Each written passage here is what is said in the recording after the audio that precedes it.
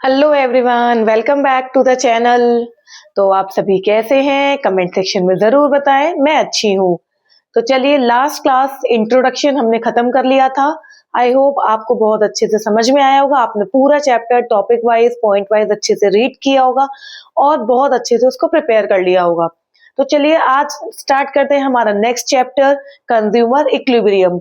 तो इसको स्टार्ट करने से पहले पहले आपको ये पता होना चाहिए कि कंज्यूमर इक्विलिब्रियम कि इसका मतलब क्या है। तो देखिए बच्चों, सबसे पहले मैं आपको ये बताती हूँ कि कंज्यूमर का मतलब क्या होता है। तो कंज्यूमर का मतलब होता है ऐसे लोग जो कमोडिटी या गुड्स को कंज्यूम कर रहे हैं, जैसे कि मैं, आप, हम सब लोग एक कंज्यूमर हैं।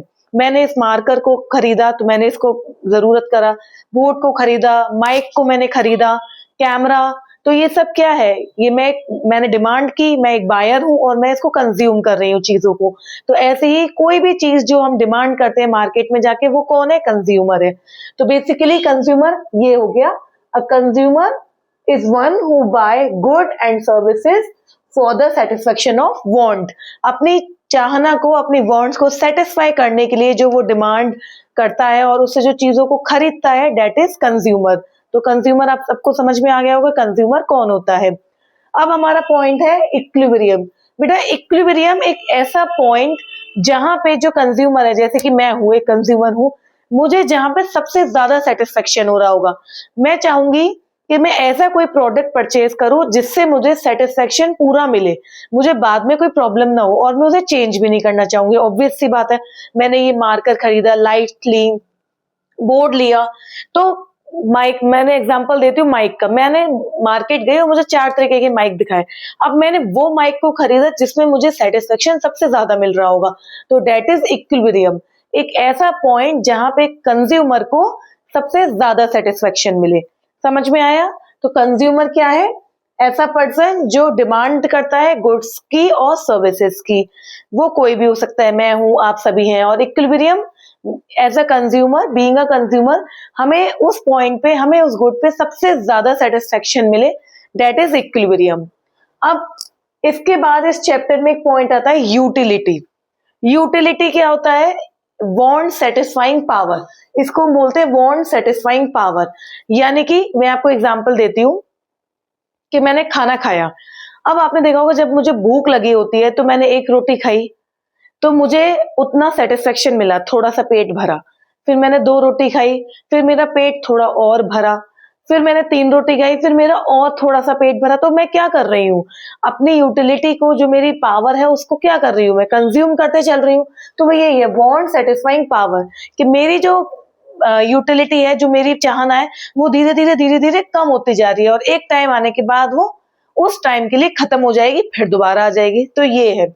तो यूटिलिटी क्या है? Want satisfying power. समझ में आया? तो अच्छा, एक चीज और, यूटिलिटी की एक इमेजिनरी यूनिट होती है, बिल्कुल इमेजिनरी है, इसका कोई प्रिंसिपल या कोई वो नहीं है, बिल्कुल इमेजिनरी है।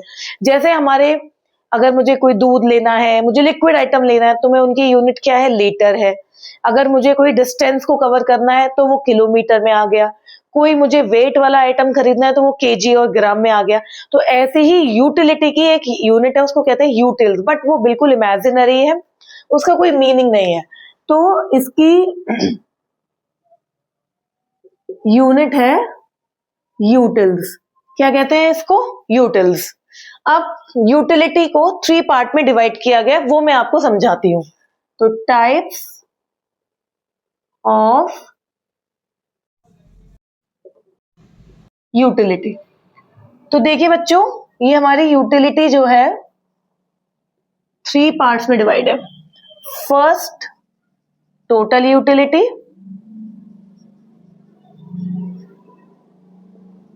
That is TU। Average utility.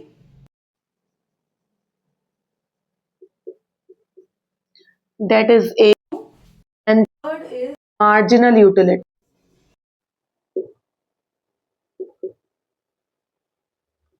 Marginal utility, that is MU। ठीक है, तो स्टार्ट करती हूँ मैं एग्जांपल से। देखिए, मैंने एग्जांपल लिया, मैं आपको रोटी का एग्जांपल देती हूँ, वो बहुत इजी और अच्छे से समझ में आ जाता है।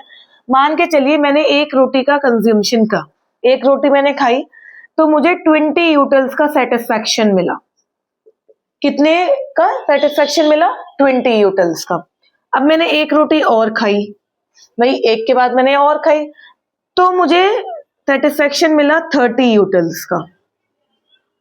कितने का मिला? 30 यूटिल्स का। अब मैंने रोटी एक और खाई तो मुझे सेटिस्फैक्शन मिला 30 यूटिल्स का। तो आप देख रहे होंगे जैसे जैसे मैं रोटी को बढ़ा रही हूँ मेरी जो यूटिलिटी है वो बढ़ती जा रही है। तो मतलब क्या है, टोटल यूटिलिटी हमेशा बढ़ेगी क्योंकि वो टोटली हम निकाल रहे हैं। तो जैसे जैसे हम अपनी कंजम्पशन को बढ़ा रहे हैं हमारी यूटिलिटी भी बढ़ती जा रही है। समझ में आया? ये निकलेगा टोटल यूटिलिटी में। एवरेज यूटिलिटी में क्या है, इसको पर यूनिट भी बोलते हैं। पर यूनिट सेटिस्फेक्शन हमें कितना मिल रहा है, एक यूनिट में हमें कितना सेटिस्फेक्शन मिल रहा है, तो हम ऐसे ही निकालते हैं इसको, यूटिलिटी अपॉन क्वांटिटी या टीयू अपॉन क्यू। टीयू यानी कि टोटल यूटिलिटी, क्यू मतलब क्वांटिटी। तो अब देखिए कि मुझे 20 यूटिल्स थी, मतलब मैंने 20 टोटल मेरी यूटिलिटी थी और मेरी क्वांटिटी कितनी थी, तो इसी के आगे निकालते हैं। क्वांटिटी मेरी कितनी थी? 1, तो मुझे 20 का मिला। अब मेरी टोटल यूटिलिटी कितनी है? 30 और मेरी क्वांटिटी कितनी है? 2, तो मेरा पर आएगा 15 का। डिवाइड कर देंगे। अब मेरी क्वांटिटी कितनी है? टोटल यूटिलिटी कितनी है? 36 और मेरी क्वांटिटी कितनी है? 3, तो मुझे कितने का पर यूनिट सेटिस्फेक्शन मिलेगा? 12 का। समझ में आया? तो एवरेज मतलब पर यूनिट हमें कितना सेटिस्फेक्शन मिल रहा है। मार्जिनल, मार्जिनल मतलब एडिशनल, कि हम जब एक कमोडिटी से दूसरी कमोडिटी पे जा रहे हैं, यानी कि एडिशनल जब हम और बढ़ा रहे हैं तो हमें कितना सेटिस्फेक्शन मिल रहा है। तो देखिए फर्स्ट पहले पे 20 था, पहले तो 0 रहा होगा, 0 से 1 तक उसमें रहा तो 20 आएगा, क्योंकि 0 स्टार्टिंग में तो कुछ भी नहीं थी, फिर हमने लिया तो हमारी 20 आ गया। अब एडिशनल, हमने एडिशनल कितनी गेन करी? 1, हमने एक रोटी एक्स्ट्रा बढ़ाई और यूटिलिटी हमारी कितनी बढ़ी? 10। माइनस कर देंगे 30 माइनस 20 पे, एक यूनिट पे। अब फिर से एक यूनिट बढ़ाई, एक रोटी बढ़ाई और हमें सेटिस्फाई, और हम जो हमें यूटिलिटी बढ़ी वो कितने की बढ़ी? 6 की बढ़ी। समझ में आया? इसका भी फॉर्मूला वही है, total change in total utility upon change in quantity, इसको ऐसे पढ़ सकते हैं हम। तो अब देखिए आप एक चीज देख रहे होंगे कि जैसे जैसे मैं कंजम्पशन बढ़ा रही हूँ, एक एक यूनिट का कंजम्पशन बढ़ा रही हूँ, मेरी मार्जिनल यूटिलिटी यानी कि एडिशनल यूटिलिटी कम होती जा रही है, डिक्रीज होती जा रही है। आपने देखा होगा पहले 20 हुई, फिर 10 हुई, फिर 6 हुई। तो ऐसा क्यों हो रहा है बच्चों? ऐसा इसीलिए हो रहा है कि आपने एग्जाम्पल देखो, जब हम रोटी खाते हैं, जब हमें भूख लग रही है तो पहली रोटी पे हमें बहुत ज्यादा भूख लगी होती है तो हमें कुछ सेटिस्फेक्शन मिलता है। दूसरी रोटी पे हम खाते हैं, हमें थोड़ा सा और सेटिस्फेक्शन मिलता है, तो सेटिस्फेक्शन धीरे धीरे कम हो रहा है, क्यों? क्योंकि पेट बढ़ता जा रहा है ना। फिर थर्ड पे हमें और सेटिस्फेक्शन मिला, यानी कि अब हमारा पेट भर गया है। अगर हम फोर्थ लेंगे तो हो सकता है कि हम ना भी खा पाए या थोड़ी बहुत खा पाए। समझ में आया? तो इसीलिए क्या होता है, हमारा जो एडिशनल है, जो मार्जिनल यूटिलिटी है, वो डिक्रीजिंग होता है क्योंकि हमारा सेटिस्फेक्शन कम होता जा रहा है। आप एक दूसरा एग्जाम्पल ले लीजिए, पानी का ले लीजिए। हमें प्यास लग रही है बहुत तेज, तो हमने पानी पिया, तो जब 1 घूंट पिया, 2 घूंट पिया, 3 घूंट पिया तो हमें बहुत अच्छा लग रहा है क्योंकि हमारा सेटिस्फेक्शन कम हो रहा है, मेरी प्यास कम हो रही। पर धीरे धीरे धीरे हमने पानी पी लिया। अब क्या हम पानी पीते रहेंगे?